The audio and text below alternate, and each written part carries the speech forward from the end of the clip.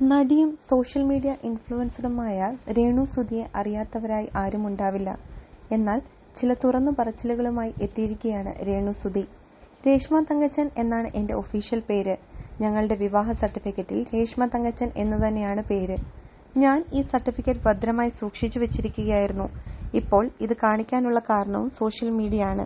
ഞങ്ങൾ നിയമപരമായി വിവാഹം കഴിച്ചിട്ടില്ല എന്ന് പറയുന്നവർക്ക് കാണാൻ വേണ്ടിയാണ് ഇത് കാണിക്കുന്നത്. നിയമപരമായി എന്നെ മാത്രമേ സുധിച്ചേട്ടൻ കല്യാണം കഴിച്ചിട്ടുള്ളൂ. അതിന്റെ തെളിവാണിത്. ഇതിൽ വരന്റെ പേര് സുധി എന്നും വധുവിന്റെ പേര് രേഷ്മ എന്നുമാണ്. സാക്ഷികൾ എന്റെ ചേച്ചിയുടെ ഭർത്താവും എന്റെ അമ്മയുടെ അനുജത്തി ബിന്ദു സെബാസ്റ്റ്യനും അമ്മയുടെ അടുത്ത ആങ്ങള ആശിഷ് ജോയിയുമാണ്. 4th schedule special marriage act 1954 പ്രകാരമാണ് ഞങ്ങൾ വിവാഹം കഴിച്ചത്.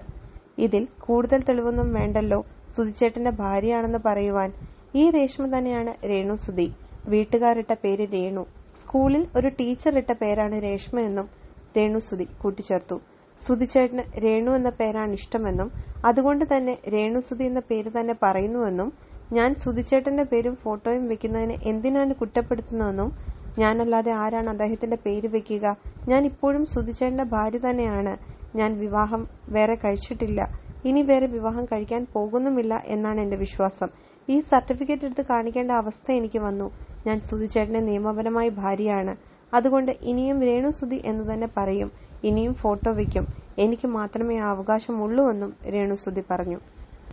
നിരവധി പേരാണ് രേണു സുധിയെ സപ്പോർട്ട് ചെയ്തുകൊണ്ട് രംഗത്ത് വന്നത്. എന്തിനാണ് മറ്റുള്ളവരുടെ സ്വകാര്യതയിലേക്ക് കൈകടത്തി സോഷ്യൽ മീഡിയ ഇങ്ങനെ അധപ്പതിക്കുന്നതെന്നാണ് നിരവധി പേർ കമന്റ് ചെയ്തിട്ടുള്ളത്. കൂടുതൽ എന്റർടൈൻമെന്റ് ന്യൂസിനായി ഈ ചാനൽ സബ്സ്ക്രൈബ് ചെയ്യുക.